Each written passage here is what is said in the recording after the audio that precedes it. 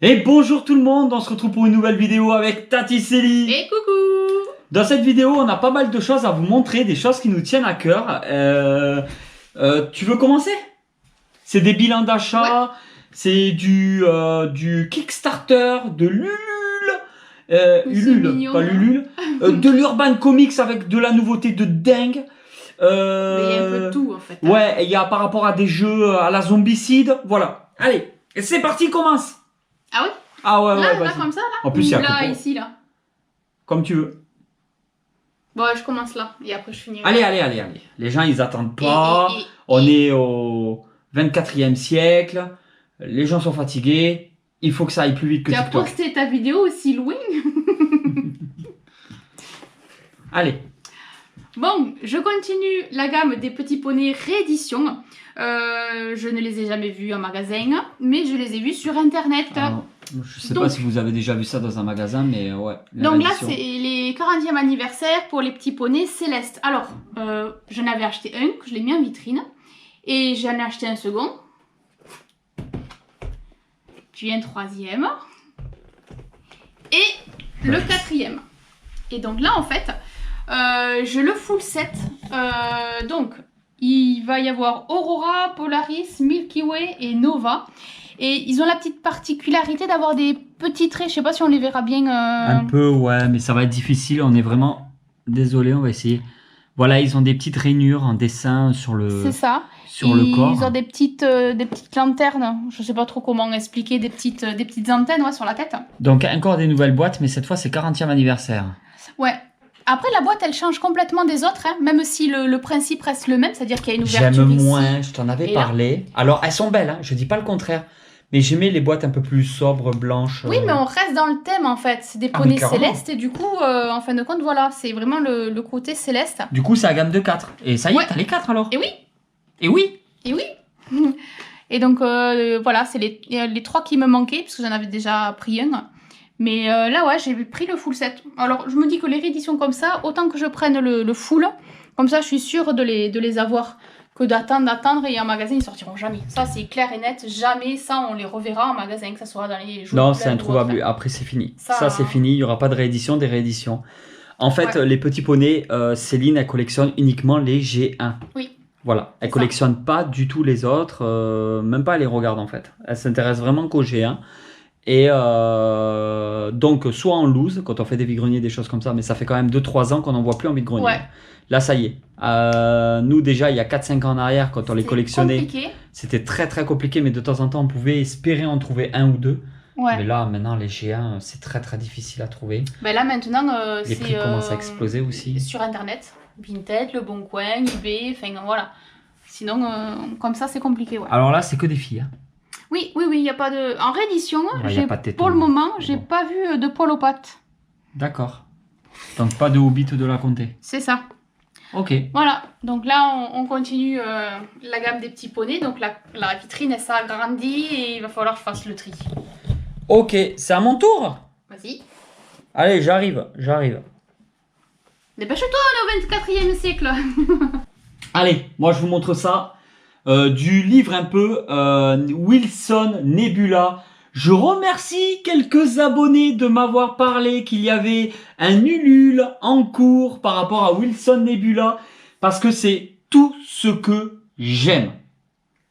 Tout. Mais vraiment tout ce que j'aime. Ça rappelle vraiment les années 80, même plus tôt que ça. Il y a des petits clins d'œil, un peu comme vous voyez le robot là, ça fait très C3PO dans Star Wars. Voilà, il y a plein de clins d'œil et tout. Ça fait un peu les aventures de Jack Burton. Il a un bras aussi un petit peu robotisé, comme on peut retrouver dans d'autres univers de la pop culture. Du coup, on a participé à la campagne Ulule. Et en fait, c'est l'idée de donner de l'argent en contrepartie d'avoir donc le produit et de les aider à le financer et à le sortir. Voilà. Ah, c'est trop chouette. Donc forcément, c'est de la science-fiction, c'est très coloré. Avec la campagne Ulule, on a eu des petits trucs en plus. Des petits goodies. Ouais, bon, ça c'est peut-être pas trop un goodies. Une carte... Une carte postale. Ouais, une petite carte postale, bon, un peu fine. où il fait un bras de fer donc avec d'autres personnages. Nous avons aussi Overkiller, donc ce sont des livres qui sont sortis par les mêmes personnes avant. Et on a un marque-page Wilson Nebula de malade, où le mec se prend un sacré coup de poing en pleine tête. Et là derrière c'est marqué Wilson Nebula avec le vaisseau, et le vaisseau qui a une petite pin sur le vaisseau. Avec forcément une dédicace pour Taticelli.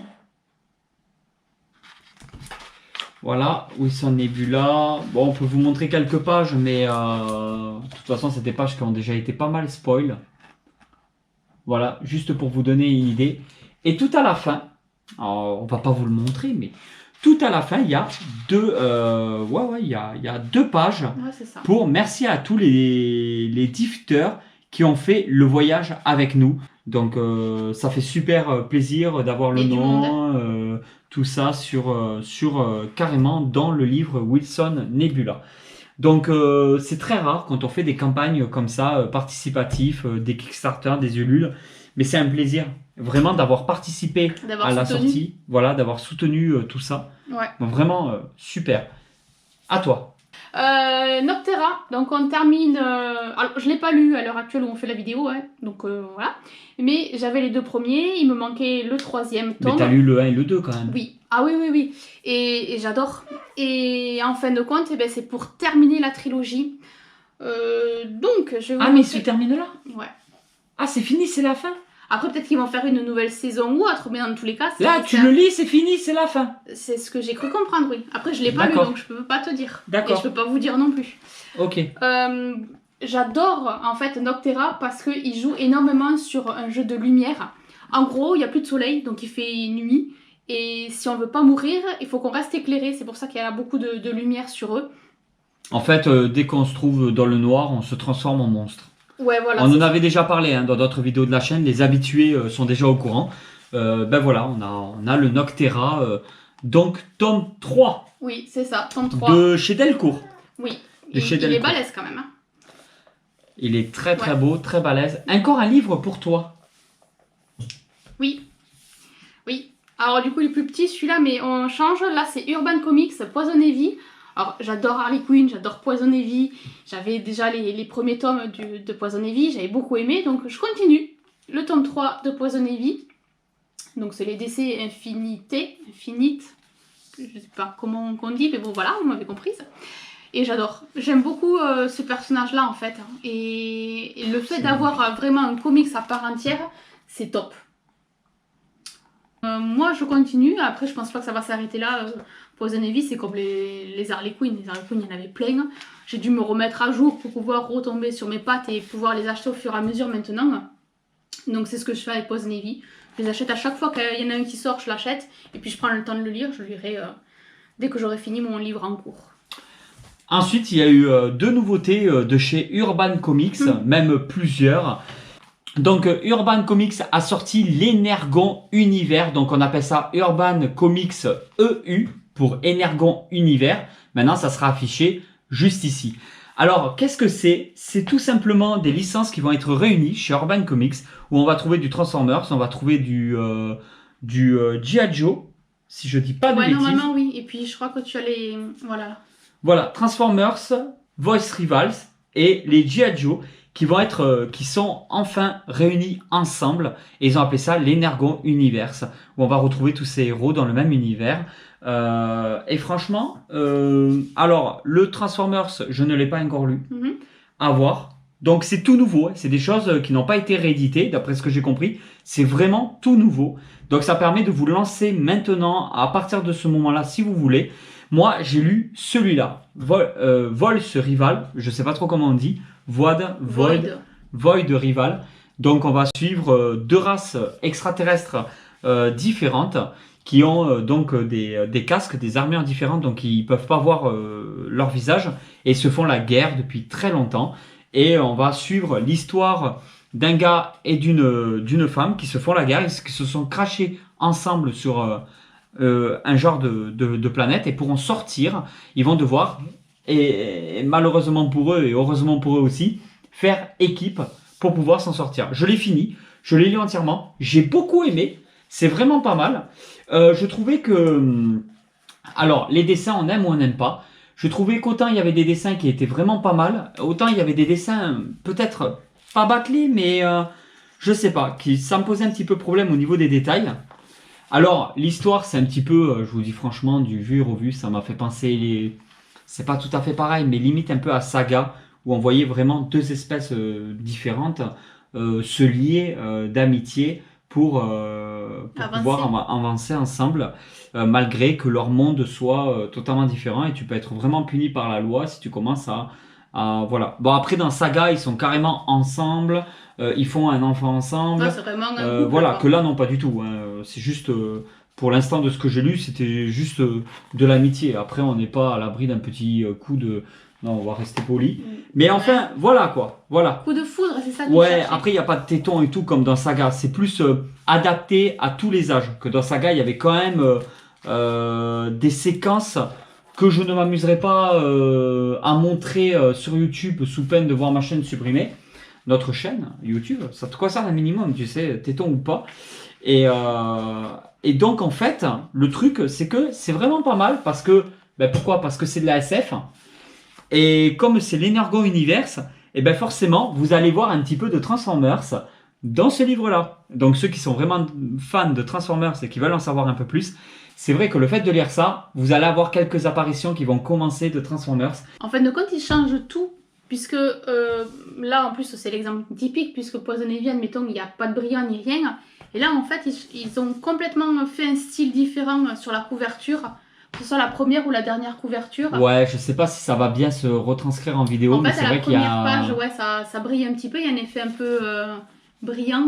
Et là, en fait, sur la dernière page, il y a, on dirait comme Cette un partie-là. marque-page, en fait, ouais, où il t'explique un petit peu le résumé du livre. Alors que sur les autres, c'est beaucoup plus épurant, en fait, c'est moins précis.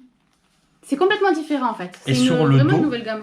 Sur le dos, là, on peut voir des personnages ici, des couleurs différentes. Alors, je suppose que les couleurs vont être en fonction de chaque licence, finalement.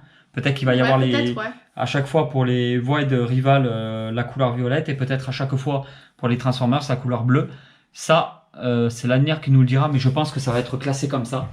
Oui, c'est fort possible. Et je pense qu'après, tout comme les DC Comics, les Marvel et tout ça, je pense que ça va être des histoires séparées et que de temps en temps, il y aura peut-être des livres qui mélangent vraiment le tout et qui rassemblent un peu tout ça. Je sais pas. Mais enfin, pour moi, il y a un très très très gros potentiel. Donc, je vous invite à tester. Transformers, il faut que je le lise pour le moment. Je peux vous montrer les dessins qui sont totalement différents de Void Rival. Voilà, mais vraiment sympa. Hein. Très très très sympa quand même. Donc à voir ce que nous réserve Urban Comics avec tout ça et des nouvelles licences une fois de plus chez eux. Alors, vous n'êtes pas sans savoir que depuis quelque temps, on joue pas mal en famille et avec des amis à des jeux de société, notamment surtout des jeux de figurines tels HeroQuest et Zombicide. Parce qu'on joue pas à grand chose d'autre en fait. Non. Le truc, c'est que j'ai commandé ça. Alors, il y a plusieurs qualités différentes. Nous, on a pris une qualité assez basique, tout de même. Et en fait, on a décidé de jouer sur du tapis un petit peu, version un peu néoprène. Et je trouve que le rendu, il est vraiment pas mal. Alors, il n'est pas aussi blanc que le plateau d'origine HeroQuest. La taille, par contre, est exactement la même. Mais exactement la même. J'aurais préféré même limite des cases un peu plus grandes. On en trouve sur Vinted, on en trouve sur Etsy, sur certains sites, voilà, comme ça, où des gens les proposent. Et en fait, quand on regarde comme ça, c'est un genre de mousse, ça a l'air quand même assez fragile. Et il y a une couture tout autour. Voilà, à voir combien de temps ça dure, mais ça permet de protéger. Alors, ça permet de jouer sur un plateau qui est enroulé, qu'on déroule, au lieu de jouer sur un plateau carton qui va se déplier. Et ça permet de préserver aussi, sur le long terme, notre plateau de jeu. Parce qu'en carton, le plateau, à force de le plier, de le redéplier, de le plier, de le redéplier, j'ai peur à la longue qu'on abîme le carton, mais le plateau au niveau de la pliure, ouais. Voilà, c'est ça. Donc on va le préserver un petit peu et on a voulu tester ce genre de tapis-là qui sont vraiment, vraiment pas mal. Je voulais en profiter, comme je vous ai dit, d'avoir un peu plus grand pour avoir des cases plus grandes. Mais bon, on a quand même la taille exacte du plateau d'origine. Sauf qu'HeroQuest, le plateau est un peu plus grand parce que c'est marqué HeroQuest sur le côté. Là, c'est pas marqué HeroQuest. Mais en termes vraiment de plateau pour jouer, la partie jeu, par contre, on l'a comparé. C'est exactement la même taille.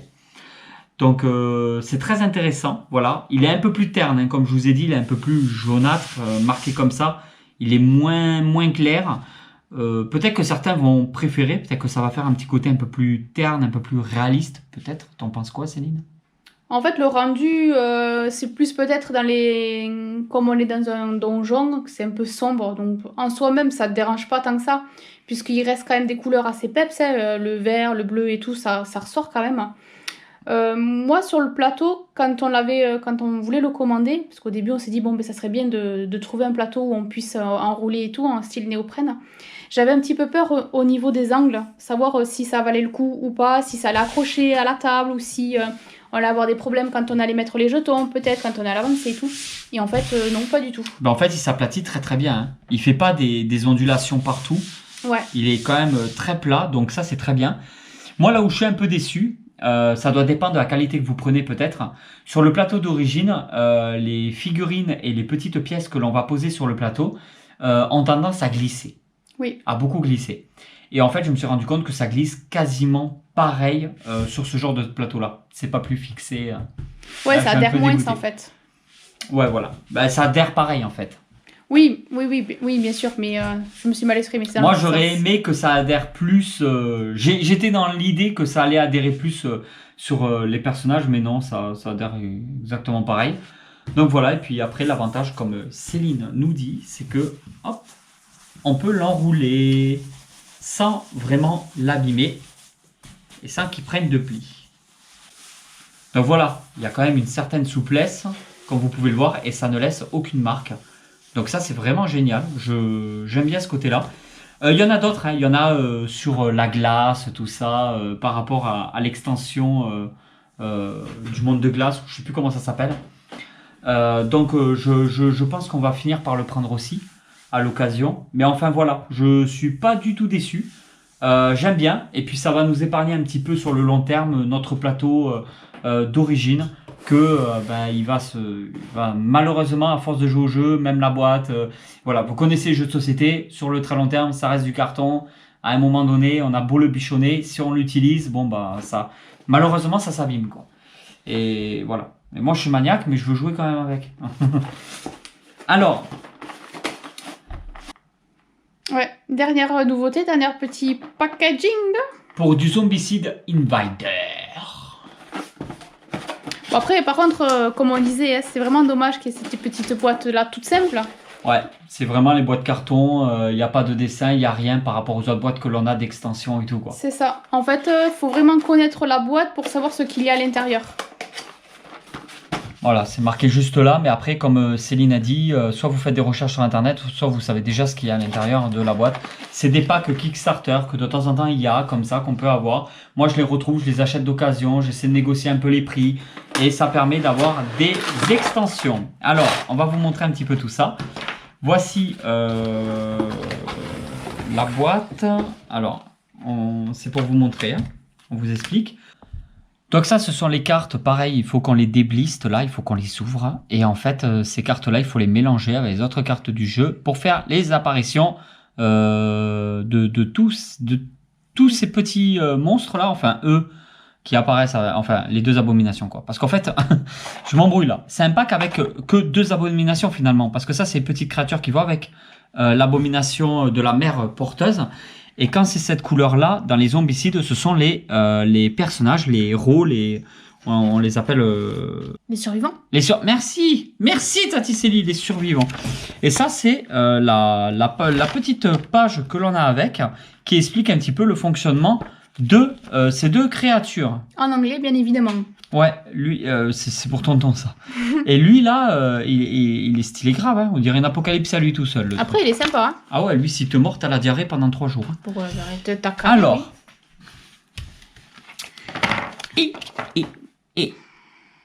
et tonton, il a fait les cartes. Les cartes Donc, comme je vous avais déjà montré dans d'autres vidéos, les cartes des personnages, donc des héros survivants.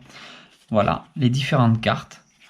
Alors, ça, c'est pas un survivant, ça, c'est pas un survivant. Et voilà. On l'a refait. Et les différentes cartes. Après, lui, Voilà. c'est particulier quand même, hein, parce qu'il faut C'est le... Franck. Oui, oui, parce que c'est marqué. Mais c'est censé être un survivant, hein, pas une créature...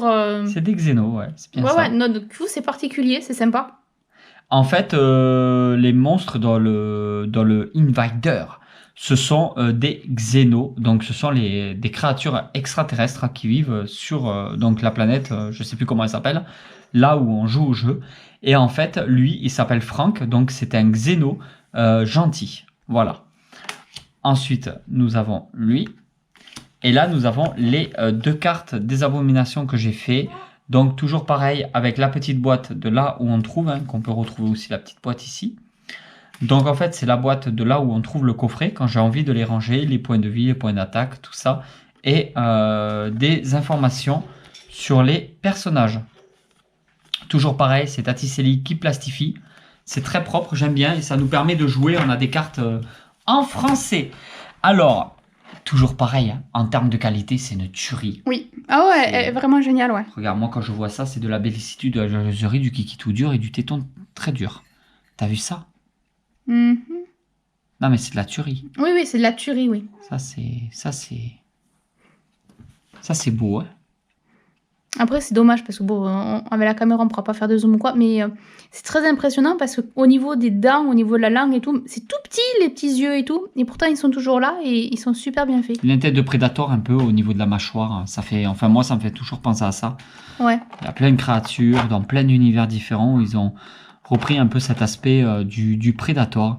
Et la mère porteuse, voilà, donc avec l'abdomen derrière. Le petit cul à l'air pour pouvoir pondre ces saloperies qui après te bouffent les pieds là. Super chouette. Hein. Là, il y a du détail de la bellicitude. Ouais, mais là, tous les personnages dans Zombicide, que ce soit les survivants ou les abominations, franchement, on n'a rien à dire. Hein. Et là, les tout petits là. Tout petits, tu vois, avec ces petites pinces, on dirait des réplicateurs dans Stargate. Et, moi, je les verrais plus des gros, les monstres qu'il y a dans Starship Trooper. Tu sais, les grosses. Ah ouais, du coup, ça fait des petits. Un peu. Oui, ça, c'est en miniature. C'est vrai mais même, il y avait des petits. Il y avait toujours les petits cafards là. Oui, oui, enfin, oui. les petits cafards, ils étaient gros comme ça, mais dans Starship Trooper. Ouais. C'est vrai que c'était un super film de science-fiction. C'est à ça que ça me fait penser. Avec un très beau design au niveau des effets spéciaux dans les Starship Troopers, c'était vraiment bien. Il y a du téton aussi dans Starship Troopers, moi j'aime bien. Voilà. T'as vraiment un problème, hein. Pourquoi? Mais dans chaque vidéo, dans chaque moment, il les y a... tétons, c'est la vie. À croire qu'il faut le placer, tu sais, dans la vidéo, parce que t'as... Mais il faut le placer. Oui, oui, je n'en doute pas. Chacun ses délires. Puis en plus, tu vois, c'est YouTube. On peut se permettre des choses qu'on ne peut pas se permettre dans la vraie vie. Tu vois, dans la vraie vie, je vais chercher le pain à la boulangerie, j'arrive, il n'y a pas de téton ici. Tu vois, je passe pour un taré. Mais là, je le dis devant une caméra. Bon, je passe pour un taré devant des milliers de personnes, mais je ne les vois pas, en vrai. Donc c'est génial. Tu vois, ce concept de dire... T'as une façon de voir les choses différente de la mienne. Et du coup, ça, ce sont les... On va voir si... Voilà, elle a suivi. Oui, mais c'est moi qui l'ai balancé au début. Donc voilà les... Elle a fait peur quand même, hein. Les différents personnages. Parce qu'elle a pas de pied, hein. Et en fait, ce pack, je le voulais limite plus pour le Franck. Que je trouvais vraiment trop bien de se dire, on a du Xeno en gentil. Ça, c'est énorme, hein. On doit en recevoir d'autres des boîtes, donc on les montrera au fur et à mesure des vidéos, comme d'habitude. Il y a des vidéos spéciales aussi par rapport à Zombicide, tout ça. Si vous voulez un jour qu'on se tourne une partie de Zombicide, n'hésitez pas aussi à nous le dire. Comme ça, vous verrez un peu comment ça fonctionne. Pourquoi pas un petit tournage vidéo sur une partie de Zombicide avec des amis. Je pense que ça peut être super intéressant.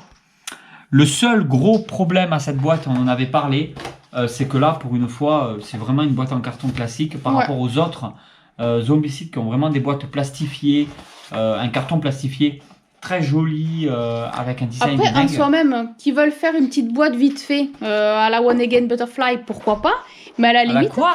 À la One Again Butterfly. Ah ça, je ne saurais pas le Et redire. alors, à la limite, tu vois, par exemple, là, comme c'est tout beau, tout lisse, au pire, il aurait pu mettre même l'impression, tu sais, thermique ou quoi, même si c'est pas de couleur, au niveau des personnages et des méchants, des gentils à représenter. Une impression thermique. Ouais, tu sais, comme dans les tickets de caisse, parfois, tu sais, tu vois pas trop mais bien, en gros, tu tu vois veux un imprimer peu. comme ça en noir. Sauf que derrière, tu veux faire une représentation en noir. Ouais, mais entre les deux, en fait, parce que ça, c'est une impression. Je vais employer des termes peut-être un peu compliqués. Accroche-toi. Je suis déjà perdu. Ah, d'accord. Là, j'ai envie de me barrer, on a perdu 10 000 abonnés. Ah, putain, con. Bon, ici, tu veux faire une impression qui se voit bien, mais pas trop, pour donner un petit style. Là-dessus, thermique. En fait, tu fais un feu de cheminée, quoi, si tu te rappelles. Bon, voilà. Je suis déçu de la boîte, c'est de la merdouille. Voilà, il faut dire la vérité. Après, là, direct, kiki tout dur. Direct. Vous l'entendez?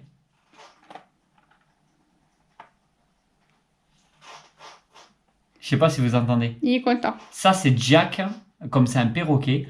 Quand il a quand il est content, les chats ronronnent. Les perroquets, ils grincent le bec du bas à l'intérieur du bec du haut. Il crée un grincement comme ça. Ça veut dire qu'il est tout content en fait. Je vais aller le chercher du coup. Ah, regardez ce bec. Regardez ce bec. Là, on l'embête là. Ah, on t'embête. Tu tires une aile? Montre. Tu me montres une aile? Je dis montre une aile. Mais il tient pas très bien là en équilibre. Voilà, c'est bien. Ouais, c'est bien, il a fait tomber. Je t'embête, hein. Je t'embête. Je t'embête. Bon ben voilà tout le monde, on finit cette vidéo avec Jack, le xéno de la famille. T'as peur hein, quand je te parle. Allez monte. Voilà. On finit cette vidéo avec Jack, on vous fait de gros bisous à tous. On vous dit à très vite pour une nouvelle vidéo. N'hésitez pas à nous suivre sur les différents réseaux sociaux. TikTok, Facebook, Instagram, il y a le groupe Facebook. Et il y a aussi Rakuten. Si vous voulez nous soutenir et vous faire plaisir par la même occasion avec un gros code promo, on vous met tout ça dans les liens de la vidéo et de toutes les autres vidéos de la chaîne YouTube. N'hésitez pas à aller voir. On vous fait de très gros bisous et on vous dit à très vite pour une nouvelle vidéo. Allez tout le monde. Ciao, ciao! Ciao!